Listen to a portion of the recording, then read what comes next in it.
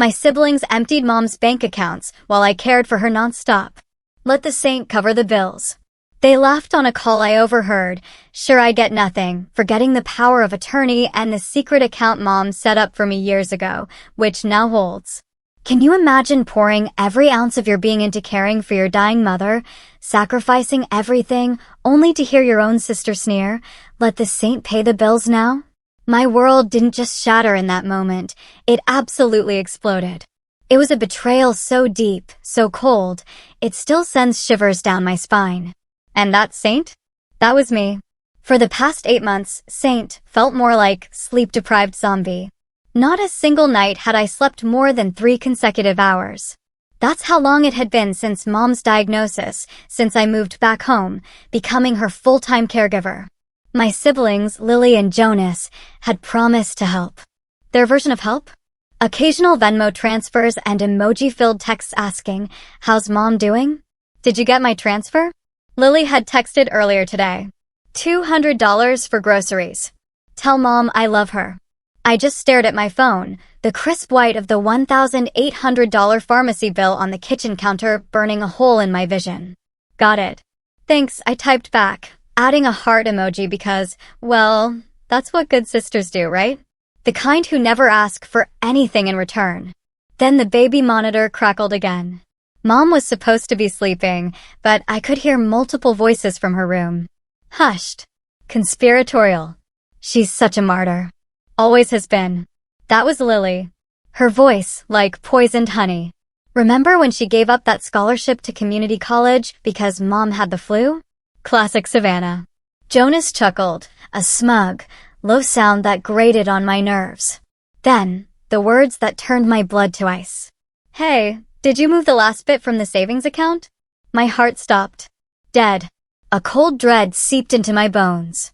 I pressed the monitor tighter to my ear, sitting bolt upright in my worn armchair, every nerve ending screaming. Clean as a whistle, Lily replied, her voice filled with a sickening satisfaction. Between the two of us, we've managed to protect nearly everything. Can't let it all go to medical bills, right? Mom would have wanted us to be taken care of, Jonas agreed, like this was some noble act. I felt nauseous. The room spun around me, pieces clicking into place with horrifying precision. The bounce checks. The mysterious insufficient funds notices. Mom's confused questions about missing bank statements. My God, how long had this been going on? How much did you get? Jonas asked, his voice casual. About 60 total. Would have been more, but that photography equipment wasn't cheap. My hands were shaking uncontrollably as I fumbled with my phone, pulling up Mom's banking app. I had the password. I handled all her bills. But the savings accounts? I rarely touched them. Lily, years ago, had convinced Mom to add her as a cosigner, just in case. Jonas, of course, had followed suit. I clicked on the main savings account. The balance. $236.42. My vision blurred. Remember when she tried to lecture me about fiscal responsibility? Lily laughed, a high, mocking sound through the monitor. God, that was rich. Speaking of rich, did you see her face when I showed up in the new BMW? The one you bought with Mom's CD money? She thinks I got a promotion at work. Meanwhile, little sister's driving that same beaten-up Corolla. I clicked through the other accounts, each one a fresh stab to the gut. Empty. Empty. Empty. They'd been systematically draining everything for months, maybe even years. The monitor crackled one last time. Lily? Jonas? Is someone there? Mom's voice, weak but undeniably clear. Just checking on you, Mom. Lily's tone softened instantly, sickeningly sweet. Go back to sleep. Where's Savannah? Mom asked. Probably passed out somewhere. You know how dramatic she gets about being tired. I heard footsteps, then the soft click of Mom's door closing. My siblings' voices faded as they moved down the hallway. We should get going, Jonas said. Savannah might come up soon. Please. She's probably writing in her diary about how hard her life is. Their laughter, faint and cruel, disappeared. The front door opened and closed. Through my window, I watched Lily's sleek BMW pull away, followed by Jonas's leased Mercedes. My phone buzzed. Another text from Lily. Stop by to see Mom. She was sleeping so peacefully. "You're doing such a great job, sis." I started to type, "How dare you?" But my hands were trembling too hard. I couldn't form the words. Instead, I walked to Mom's room, my sock feet silent on the carpet. She was awake, staring at the ceiling. "Did you hear them?" she whispered as I approached. "Yes." "I'm so sorry, Savannah." Her hand found mine in the darkness. "But do you remember what I told you about the safe house?" I froze. 3 years ago, after her first cancer scare, Mom had pulled me aside. She'd whispered something about a folder, about waiting for the right moment. I dismissed it as medication-induced confusion. "Check my filing cabinet," she said now, her voice stronger, a spark returning to her eyes. "Bottom drawer, the folder marked Safe House." "Mom, you need to rest now," I pleaded. Her grip tightened, surprisingly firm. "Before they come back. Before they take everything." I kissed her forehead and went to the cabinet. The folder was there, thick with documents I couldn't make out in the dim light. My phone buzzed again. Jonas, this time. "Thanks for holding down the fort, sis. Don't work too hard." I stared at the message, then at the folder in my hands. Something inside me shifted. A lifetime of being the good sister, of being walked all over, crumbled away. Game on. The documents in the Safe House folder felt like lead weights in my hands as I spread them across the kitchen table. Dawn was breaking outside, but I hadn't slept a minute. My coffee had gone cold hours ago. Power of attorney forms, bank statements, investment account details, all notarized, all dated 3 years ago. And a handwritten note from Mom: "When they show their true colors, call Randall. He knows what to do." My phone rang, making me jump. "Lily." "Hey, sister dearest." Her voice was syrupy sweet. "Just checking if you need anything. Jonas and I were thinking of stopping by later." Actually, I kept my voice steady, my heart pounding. I was looking at Mom's accounts. There seemed to be some discrepancies. A sharp pause. "What do you mean?" "Large withdrawals. Missing funds. Nearly $100,000 gone." "Oh, honey." Her tone shifted, dripping with fake concern. "You're exhausted. You're seeing things. Maybe you should take a break. Jonas and I can watch Mom for a weekend." "I have the statements right here, Lily." "Listen," she said, dropping the sweetness, her voice hardening. "Mom asked us to help manage her finances. We're protecting her assets. You're too emotional about all this. Don't start drama, Savannah. It's not a good look on you." I hung up, my finger hovering over Jonas's contact. I texted instead. "We need to talk about Mom's money." His reply came instantly. "Don't know what you mean. Been helping with bills when I can.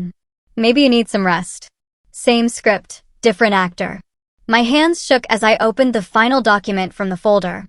Information for an account I'd never seen before at a private investment firm.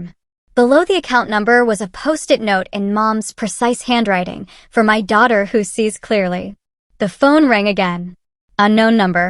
"Savannah, this is Randall Quinn, your mother's attorney." My heart skipped a beat. "How did you?" "I've been monitoring the accounts. Your mother asked me to watch for unusual activity. When the primary savings was drained last night, it triggered an alert." "You knew this would happen," I whispered, a profound realization settling over me. Mom knew. She'd been planning for this possibility since her first cancer scare. She made me promise not to intervene until they took everything. He paused. "She wanted them to show you who they really were." I gripped the phone tighter. "What do we do now?" "Check your email. I'm sending you documents to sign. Once they're notarized, you'll have full power of attorney and control of all accounts, including the one they don't know about. The investment account. $850,000.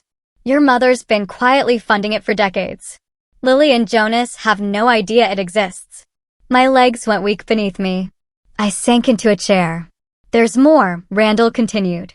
"We have records of every unauthorized withdrawal they've made, every transfer, every lie. The question is, what do you want to do about it?" Before I could answer, I heard Mom calling from upstairs. One moment, I told Randall. I found her sitting up in bed, more alert than she'd been in weeks. "Did you open it?" she asked. "Yes, Mom." "Why didn't you tell me?" "Because you needed to see it for yourself." She took my hand, her eyes filled with a sad wisdom. I've watched them manipulate you since you were children. Always taking, always lying, always making you doubt yourself. But you stayed. You cared. You saw clearly. We could press charges, I said, the words feeling foreign on my tongue. Get the money back. No, she squeezed my hand. That's not the way. Remember when you were little and Lily broke your dollhouse? What did you do? I thought back, a faint smile touching my lips. I waited until Christmas and gave her my new one. She was so excited. Then I told everyone how she'd broken the first one. Exactly. You showed everyone who she really was, but made it impossible for her to play the victim. Mom smiled. The money they stole? Let them keep it. We have something better planned. I went back to the phone. Randall, let's do this quietly. No charges, no confrontation. Not yet. I understand. I'll have everything ready this afternoon. And Savannah, he added, a note of admiration in his voice, your mother was right about you. After hanging up, I sent a text to both siblings. You're right. I'm probably just tired. Everything's fine. Love you both. Lily replied first. That's our sensible sister. Get some rest. Jonas followed. Knew you'd understand. Family first. I set my phone down and looked at the stack of documents. Proof of their theft, their lies, their manipulation. Years of it. But now I had something they didn't. The truth, the power, and most importantly, time. Mom called down from upstairs. Savannah, can you bring me some tea? Coming, Mom. I gathered the documents, securing them in my laptop bag. As I prepared her tea, I smiled for the first time in months. They wanted to play games with money. Fine. But they forgot who taught me how to count. Randall's office smelled like old leather and strong coffee. He spread documents across his mahogany desk while I sat opposite him, trying to process everything. Your siblings have been busy, he said, pointing to a transaction history. Jonas transferred most of his share into his photography business, which, by the way, hasn't filed taxes in 2 years. And Lily, he slid another paper forward. She's been shopping for a yacht. A yacht? I almost laughed. She gets seasick on ferry rides. It's about status, Randall leaned back. But here's where it gets interesting. They used your mother's accounts for personal expenses, claiming they were business investments. That's fraud. Mom doesn't want them prosecuted. No, but we can use it as leverage. First step, freeze their access to any remaining accounts. My phone buzzed. A text from Lily. Hey, tried to transfer Mom's prescription money, but the account's locked. What's going on? Don't respond yet, Randall advised. We need one more person on our team. Have you heard from Evan recently? My chest tightened. Evan, my ex? He's one of the best financial analysts in the state now. We need someone who can trace where all the money went. Before I could protest, Randall was dialing. The phone rang on speaker. Randall, Evan's voice filled the room. It's been a while. I have someone here who needs your help. Randall nodded to me. Hi, Evan. My voice came out smaller than I intended. Silence. Then Savannah? Is this about your mom? Sort of. It's about my siblings stealing her money. I'm free for lunch, he said without hesitation. The cafe on Pine. 1 hour. I looked at Randall, who nodded encouragingly. Okay. The cafe was busy when I arrived. Evan was already there, looking more polished than I remembered in his sharp business suit. His face softened when he saw me. You look tired, he said as I sat down. Thanks. That's exactly what every woman wants to hear. He smiled. Still deflecting with humor, I see.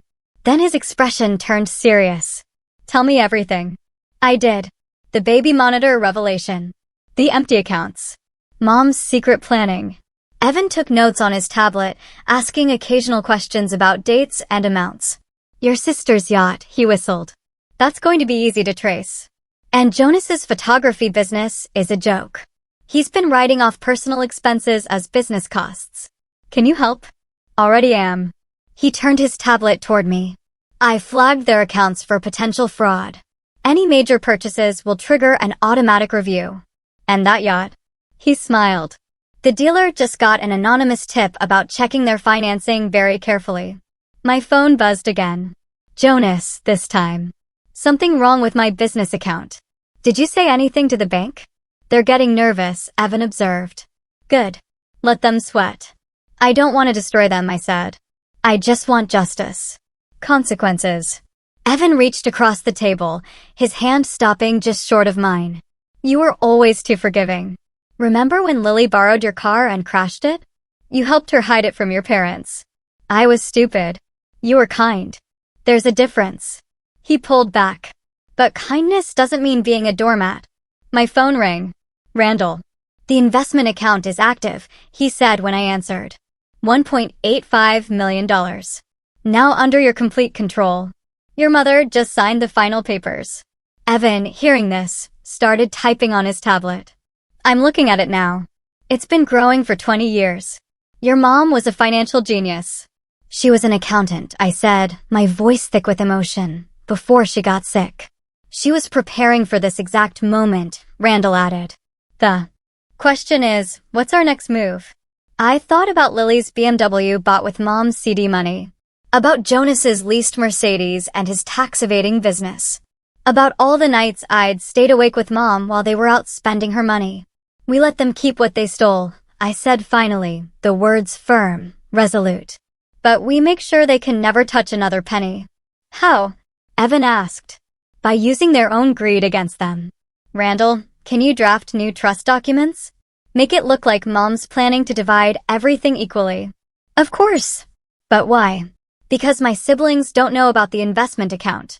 Let them think they're getting a third each of nothing. Meanwhile, Evan caught on, a slow smile spreading across his face. We start flagging their suspicious transactions. Trigger audits. Make them scramble to hide what they've already taken. Exactly. I stood up, feeling a strength I hadn't known I possessed. They wanted to play financial games. Let's see how they handled playing defense. My phone buzzed one more time. A text from Mom. Did you meet with Randall? Yes, everything's ready. Good girl. Remember, patience before power. I looked at Evan and Randall, my unlikely revenge team. Let's get to work. The first crack in Lily's perfect facade appeared 3 days later. I was changing Mom's 4 when my sister burst into the room, her designer heels clicking frantically against the hardwood floor. What the hell is going on? She waved her phone in my face. My cards are being declined. All of them. I kept my eyes on Mom's 4, feigning calm. That sounds stressful. Don't play dumb. The bank's asking questions about unusual activity. Did you say something? Mom stirred in her bed. Lily, why are you shouting? I'm not shouting. Lily's voice rose higher, cracking with panic. I'm trying to figure out why my accounts are frozen. Your accounts. I turned to face her, a small, knowing smile playing on my lips. I thought they were Mom's accounts. Lily's face flushed an angry red. You know what I mean. The ones I'm managing for her. Managing?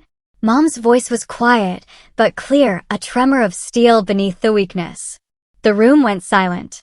Lily's perfectly manicured hand gripped her phone tighter, knuckles white. Mom needs rest, I said firmly. We can discuss this downstairs in the kitchen. Lily paced like a caged animal. Fix this now. Fix what? The accounts you drained? The money you stole? I didn't steal anything. I was protecting Mom's assets. My phone buzzed. A text from Jonas. My business account's locked. What did you do? Looks like Jonas is having similar problems, I said, showing Lily the message. This isn't funny, Savannah. I have payments due. The yacht. She stopped herself, her eyes widening in horror. The yacht. I raised an eyebrow, my voice dripping with feigned innocence. What yacht? The doorbell rang. Evan stood on the porch, his laptop tucked under his arm. Am I interrupting? Who's this? Lily demanded, her voice shrill. Evan Ross, financial analyst. He set his laptop on the kitchen counter. I've been reviewing some interesting transactions. You have no right. Actually, I cut in, my voice now laced with authority. I have power of attorney now, which means I have every right. Lily's face went from red to ash white. Since when? Since Mom signed the papers last week. She was very clear-headed that day. Wasn't she, Evan? Crystal clear, he confirmed, opening his laptop. Now, about these transfers to offshore accounts. This is ridiculous. Lily grabbed her purse, her composure completely shattered. I'm calling my lawyer. Good idea, I said, a dangerous calm in my tone. I'm sure they'd love to explain why you've been writing off personal expenses as business deductions. The BMW payments, for example. She froze at the door, her hand on the knob. You're bluffing. Am I? I pulled out my phone. Should we call the IRS and find out? The front door slammed so hard the windows rattled. Through the kitchen window, I watched Lily's BMW screech out of the driveway. That went well, Evan said, closing his laptop. My phone buzzed again. Jonas. Just got a call from the IRS. What's happening? Phase 1 complete. Evan smiled. Want to start Phase 2? I nodded, pulling up the browser on my phone. With a few clicks, I donated $5,000 to the rehabilitation center where Mom had recovered from her prescription dependency. The same place Lily had called a dump for addicts when Mom needed help.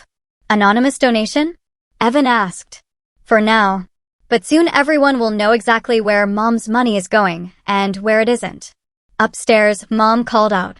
I found her sitting up, more alert than she'd been in days. I heard Lily, she said. She's upset about some financial irregularities. Good. Mom patted the bed beside her. Did I ever tell you about the time Lily stole your college fund? What? You were 17. The money was supposed to be for your first year at State.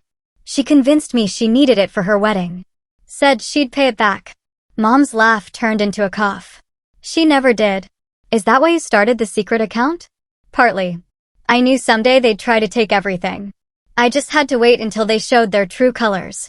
She squeezed my hand. You were always the invisible one, Savannah. That made you dangerous.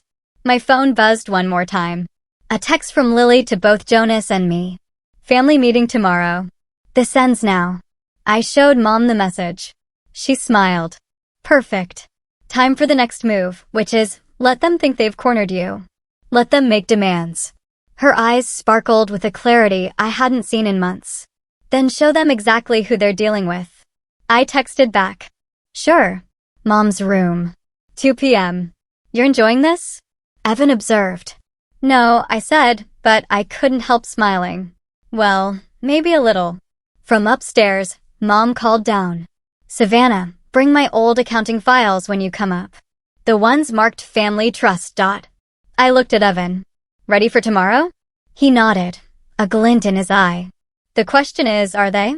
The family meeting started exactly how I expected, with Lily making a scene. She's lost her mind. Lily announced to our assembled aunts and uncles on the video call, gesturing wildly at me. Savannah's trying to steal Mom's money. I sat quietly beside Mom's bed, letting Lily dig her own grave. Jonas paced by the window, checking his phone every few seconds, a picture of nervous energy. Sweetheart, what exactly is going on? Aunt Marie's voice crackled through the laptop speaker, laced with concern. Savannah's frozen all the accounts. Jonas jumped in, his voice high-pitched. She's threatening to report us to the IRS. Report you for what? Uncle Dave's booming voice filled the silence. Silence. I cleared my throat. Maybe we should show everyone the bank statements. No. Lily and Jonas shouted simultaneously, their faces a mask of panic. Why not? I opened a folder filled with damning evidence. I have copies right here. Very interesting reading. You're manipulating everything. Lily pointed a perfectly manicured finger at me, trembling. Mom's too sick to understand what's happening. Savannah's taking advantage. Mom, who had been silent until now, spoke up, her voice weak but firm. Am I too sick to understand that you bought a yacht with my money, Lily? The video call went deadly quiet. Or that Jonas hasn't paid taxes on his photography business in 2 years? Mom continued, her gaze fixed on him. The business he funded with my retirement account? Mom, Jonas stepped forward, his face pale. I can explain. Explain what? I pulled out more documents, stacking them neatly. The $45,000 you transferred to your personal account, or the $60,000 Lily took for her BMW? You don't understand. Lily's voice cracked, tears welling in her eyes. We were protecting the money from medical bills. By spending it on yourselves? Aunt Marie's shock was visible even through the grainy video. Lily, how could you? Show them, Mom nodded to me, a silent command. I held up the bank statements to the camera. Here are the transfers, dates, amounts, account numbers. Everything. Those are fake. Jonas lunged for the papers, but I moved faster, pulling them out of reach. Really? I pulled up an email on my phone. Should I forward these to the family, including the text messages where you both bragged about cleaning out Mom's accounts? Lily's face crumpled. I needed that money. Do you know how expensive it is to maintain my lifestyle? Your lifestyle. Uncle Dave's voice boomed through the speaker, now laced with fury. That was your mother's medical money. It was going to be mine anyway. Lily shouted, then froze, realizing what she'd said. The video call erupted in a cacophony of voices. Aunt Marie was crying. Uncle Dave was demanding answers. Our cousins were typing furious messages in the chat. That's enough, Mom said quietly, but with an undeniable authority. Everyone fell silent. Lily, Jonas, you've shown exactly who you are. Not just to me, but to everyone. Mom, please, Jonas started, his voice desperate. I've already changed my will, she continued, her gaze unwavering. And before either of you try to challenge it, remember everything you took, every transfer. It's all documented. Do you really want that becoming public record? Lily grabbed her purse, her shoulders shaking. This isn't over. Actually, I stood up, feeling a surge of calm power. It is. The yacht dealer called. They're canceling the sale due to financial irregularities. And Jonas, the IRS wants to schedule an audit. Jonas slumped against the wall, utterly defeated. You can't do this. I already did. I turned to the video call. I'm sending everyone copies of the bank records. Not for revenge, but for truth. They need to know who they're dealing with. You self-righteous, Lily lunged at me, but Aunt Marie's voice, sharp and commanding, stopped her. Lily, one more step, and I'm calling the police myself. Mom reached for my hand. A look of profound peace on her face. Savannah has power of attorney now. She's in charge of everything. Everything. Jonas whispered, a haunted look in his eyes. Everything, I confirmed. My voice unwavering, including the trust you don't know about. Lily's mascara was running freely down her face, leaving black streaks. What trust? The one Mom set up years ago. The one you'll never see. I opened the door wide. Now get out, both of you. They left. Lily's sobs echoed down the hallway, blending with the sound of Jonas's heavy footsteps. On the video call, our relatives were silent, processing everything. I'm sorry you all had to see this, Mom said to the screen, her voice tired but resolute. But the truth needed to come out. One by one, our relatives expressed their support, their shock, their anger at Lily and Jonas. When we finally ended the call, Mom looked exhausted but satisfied. You did well, she said, her grip firm on my hand. I learned from the best. I adjusted her pillows. Rest now. My phone buzzed with a text from Evan. Just heard from the bank. Lily's trying to access the trust account. I smiled, typing back. Let her try. The only thing she'll find is proof of everything she stole. Mom was already drifting off to sleep, but she mumbled, remember, sweetheart, the best revenge is making them face themselves. I finished her thought, and making it impossible for them to play the victim. Outside, I heard Lily's BMW start up, then stall. Apparently, she couldn't even afford an oil change anymore. Karma really does come full circle. Someone tried to access the trust account last night, Evan announced, setting his laptop on the hospital waiting room table, from Jonas's IP address. I looked up from my coffee. Did they get in? No, but they triggered our security protocol. The attempt was logged and sent directly to Randall. Amateur hour, Audrey, Mom's nurse, said as she joined us, a knowing smirk on her face. Your brother doesn't sound very tech-savvy. He's desperate, I replied. The IRS froze his business accounts yesterday.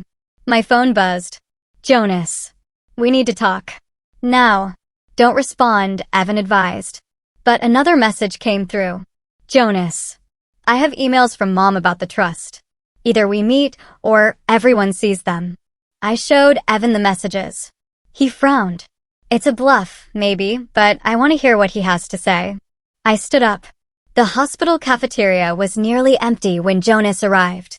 His usually immaculate appearance was disheveled, his designer clothes wrinkled. "Show me the emails," I said as he sat down. "First, we talk terms." His hands shook as he pulled out his phone. "I want my share of the trust." "What share?" "You stole your share already." "Don't play dumb, Savannah." "Mom's hidden account." "The big one." I leaned back, a cold calculation in my gaze. "Prove you know about it." He turned his phone toward me. There was indeed an email from Mom's account mentioning a trust worth nearly $1 million. "Interesting," I said, keeping my face carefully neutral. "When was that email sent?" "Last week." I had a friend recover deleted emails from Mom's account. "You hacked Mom's email?" "I did what I had to do." He slammed his hand on the table, making other patients jump. "You think you're so perfect, so righteous, but you're stealing everything for yourself. Like you stole from Mom's retirement? That was different. I needed your photography equipment. Your Mercedes." I paused, letting my words hang in the air. "Tell me, Jonas, how many paying clients do you actually have?" His face contorted. "This isn't about my business." "Actually, it is." I pulled out my own phone. "Because that email? It's fake. Mom hasn't used that email account in 2 years. And your little hacking attempt just triggered a federal investigation into computer fraud." The color drained from his face. "You're lying. Check your phone." As if on cue, his phone buzzed. His hands trembled as he read the message. He swallowed hard. "That's from my lawyer." Apparently, hacking into email accounts is a serious crime, especially when combined with financial fraud. "You set me up." "No, Jonas. You did this to yourself." I stood up. "Oh, and those business accounts you've been using to dodge taxes? The IRS has everything." "Wait." He grabbed my arm. "Please, I'll lose everything." Like Mom almost lost everything. I pulled away. The difference is she had me. "Who do you have, Jonas?" Evan was waiting outside the cafeteria. "Everything okay?" "Fine. Just watching karma in action." My phone buzzed again. Now it was Lily's turn. The text was from an unknown number. "Meeting in Mom's room. 5 minutes. Don't make me come find you." Mom was awake when we arrived, with Lily already there, sitting primly in the visitor's chair. "Hello, sister." Lily smiled, but it didn't reach her eyes. "I've been having a lovely chat with Mom about family loyalty." "Really?" I checked Mom's vital signs on the monitor. "How's the shopping going?" "I've been doing some thinking," Lily continued as if I hadn't spoken. "Maybe we got off on the wrong foot. We're family, after all." "Is this the part where you threaten me again?" "Threaten? No. She pulled out an envelope. "This is a peace offering, a contract. We split everything 3 ways. The trust, the house, everything. Sign it and all this ugliness goes away." Mom made a sound that might have been a laugh. "What's funny, Mom?" Lily asked, annoyance creeping into her voice. "You still think you're in control." Mom's voice was weak, but clear. "You never did understand the difference between love and leverage." "What's that supposed to mean?"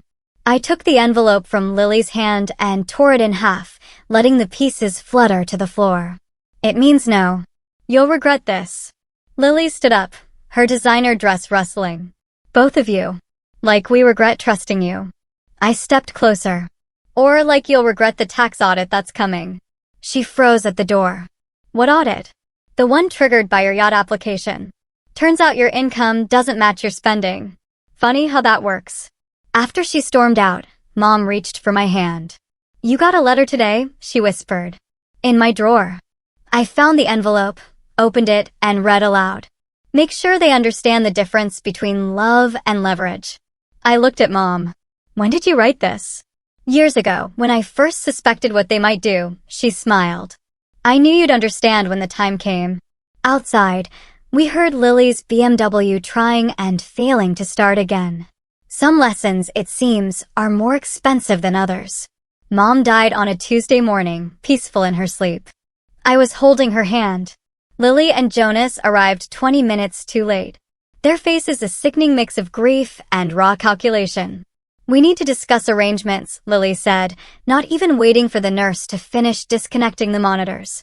"Already taken care of," I replied, my voice steady despite the ache in my chest. Mom planned everything. Of course she did, Jonas muttered, a hint of suspicion in his tone. With you. The funeral was small, elegant, and exactly as Mom wanted. I watched my siblings perform their roles perfectly, Lily dabbing her eyes with a monogrammed handkerchief, Jonas supporting her with a brotherly arm around her shoulders. Our relatives, however, kept their distance, the recent revelations still fresh in their minds. The reading is tomorrow, Randall told me after the service. Are you ready? Does it matter? Your mother thought it did. She was very specific about the timing. The next morning, we gathered in Randall's office. Lily wore black Chanel, Jonas his best suit. They sat together on one side of the conference table, leaving me alone on the other. Our aunts and uncles joined via video call, their faces serious on the wall-mounted screen. Before we begin, Randall said, his gaze sweeping over us, I want to confirm that everyone understands this reading is final and legally binding. Just get on with it, Lily snapped, her impatience barely concealed. Randall opened a thick envelope. Very well. This last will and testament was updated 3 weeks ago with your mother of sound mind and 2 witnesses present. Jonas shifted in his seat. 3 weeks ago? After the accounts were drained. I said quietly, the words hanging heavy in the air. Randall began reading, his voice clear and resonant. To my children, Lily and Jonas, who showed their true colors when they thought I was too weak to notice, who stole from their dying mother and mocked their sister's sacrifice, Lily's face went white. Jonas started to stand, but Aunt Marie's voice cut through the video call like a whip. Sit down and listen. I leave you exactly what you deserve. Nothing. The room erupted. Lily jumped up, screaming about contesting the will. Jonas knocked over his chair, his face a mask of disbelief and rage. Due to documented financial abuse and fraud, Randall continued, his voice calm and firm over the chaos, Lily and Jonas are hereby disinherited from all accounts, properties, and assets. You can't do this. Lily turned to me, desperation in her eyes. She can't do this. To my daughter, Savannah, Randall read on, his gaze meeting mine, who gave up everything to care for me, who showed wisdom beyond her years and strength beyond measure. I leave my entire estate, including all properties, accounts, and the family trust, valued at approximately $1.85 million total. Uncle Dave's voice boomed through the speakers. Well done, Sarah. Well done. This isn't fair. Jonas slammed his hand on the table. We're getting lawyers. I have documentation of every fraudulent transfer, Randall said calmly. Every stolen dollar, every forged document. Would you like those made public in court? Lily collapsed into her chair, mascara running freely down her face. Mom wouldn't do this to us. Mom, I stood up. My voice steady. Mom gave you chances. She watched you drain her accounts. She let you show everyone exactly who you are. This isn't her doing this to you. You did this to yourselves. There's one more item, Randall said. Regarding the family home. My siblings looked up, a sliver of hope in their eyes. Savannah has full ownership, effective immediately. All current residents have 30 days to vacate. Vacate? Jonas went pale. But I've been living in the guest house. And I've been using Mom's studio, Lily added. Not anymore. I picked up my purse. I'll have the locks changed today. Where are we supposed to go? Lily's voice cracked. Maybe you can live on your yacht, I suggested. A flicker of something sharp in my eyes. Oh wait. It got repossessed. The video call erupted in muffled laughter. You're enjoying this? Jonas accused, his eyes blazing. No, I headed for the door. I'm just making sure Mom's last wishes are respected. Something you never did. Outside Randall's office, Evan was waiting. How did it go? Exactly as Mom planned. I handed him a key. Would you help me change the locks? What about your sister's things? She has 30 days to get them. After that, they go to the women's shelter. Mom would have liked that. My phone buzzed with messages from relatives. Support, congratulations, relief that justice was served. But one message stood out from Mom's old number, scheduled to be sent after the will reading. The last chapter isn't about revenge, sweetheart. It's about peace. Find yours. I looked back through the office window. Lily and Jonas sat shell-shocked while Randall packed up his papers. They'd lost everything. Money, status, family, trust. But somehow, watching them, I felt no satisfaction, just a quiet certainty that Mom's final lesson had been taught. Ready to go? Evan asked. Yes, I said. It's time to close this chapter.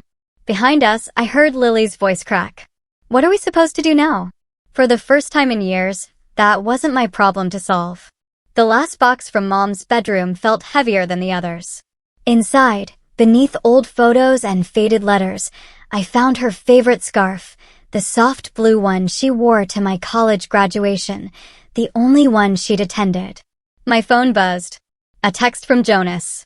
Please just talk to me. I set the phone down without responding. Through the window, I watched the moving truck pull up to the guest house where he'd been living. He hadn't paid rent in 3 years. Need help? Evan appeared in the doorway, sleeves rolled up. Almost done. Just this last box. I wrapped the scarf around my neck. Lily stopped by the office today, he said, sitting on the edge of Mom's bed. Wanted me to look at her finances, see if there was any way to challenge the will. And you told her the truth. She's broke. The IRS audit revealed years of tax evasion. She's looking at serious penalties. The doorbell rang. Audrey stood on the porch with a casserole dish. Thought you might need dinner, she said, following me to the kitchen. Moving days are hard enough without all this family drama. Did you hear about Jonas? Evan asked her. The photography studio bankruptcy. Hard to miss. It's all over the local business news. My phone buzzed again. Lily this time. They're repossessing my car. I need help. Still not answering them? Audrey noticed me silence the phone. What's left to say? The sound of a car door slamming made us all look outside. Jonas stood in the driveway, watching the movers empty his living space. I should talk to him, I said. Want backup? Evan offered. No, this needs to be between us. Jonas looked older somehow, his designer clothes replaced by worn jeans and a faded t-shirt. They're taking everything, he said as I approached. You knew this was coming. I have nowhere to go. That's not true. I handed him a business card. This organization helps people get back on their feet. Real jobs, not fake photography studios. He stared at the card. Why are you helping me? Because Mom would want me to. But Jonas, I met his eyes, my voice firm. This is it. The last time I help. Lily's worse off than me, he said quietly. She's talking about moving in with her ex, the one who cheated on her. He tried to smile, but couldn't quite manage it. Karma's a bitch, right? No, Jonas. Karma's just the bill coming due. Back inside, Evan and Audrey had set the table for dinner. The casseroles steamed invitingly. One more thing before we eat, I said, pulling out Mom's laptop. I need to send an email. The message was simple. A donation to the elder care facility where Mom spent her final weeks, equal to the amount Lily and Jonas had stolen. In the dedication field, I wrote, in memory of Sarah Bell, who taught us that justice and mercy can coexist. Your mom would be proud, Audrey said, reading over my shoulder. Would she? Sometimes I think I was too harsh. Harsh? Evan raised an eyebrow. You could have had them arrested. Instead, you let them keep what they stole and gave them a chance to rebuild. Speaking of rebuilding, Audrey nodded toward the window. Jonas was still in the driveway on his phone. From his expression, the conversation wasn't going well.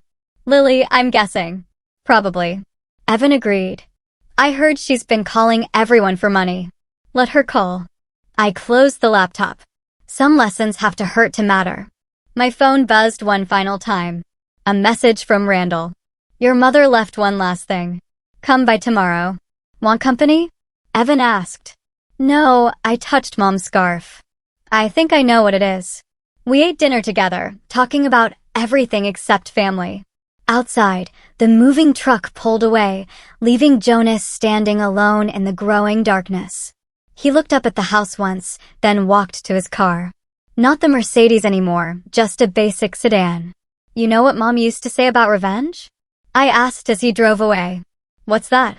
Audrey passed me more casserole. That it's like drinking poison and waiting for the other person to die. I smiled. But justice? Justice is like medicine. It might taste bitter, but it heals everyone eventually. Even them. Evan gestured toward the empty guest house. Especially them. They just don't know it yet. The house felt different now, lighter somehow, as if years of hidden resentments had finally lifted. Tomorrow, I'd see what final lesson Mom had left for me. But tonight, sitting with true friends who'd helped me through the darkest days, I realized something. Family isn't always here born to. Sometimes it's who you choose to become. And I'd finally chosen. So, I've shared my journey through betrayal, unexpected wisdom, and a very personal kind of justice. It was messy, heartbreaking, but ultimately, incredibly empowering. What would you have done in my shoes? Have you ever had to choose between family loyalty and doing what's truly right? Let me know in the comments below. I'd really love to hear your thoughts.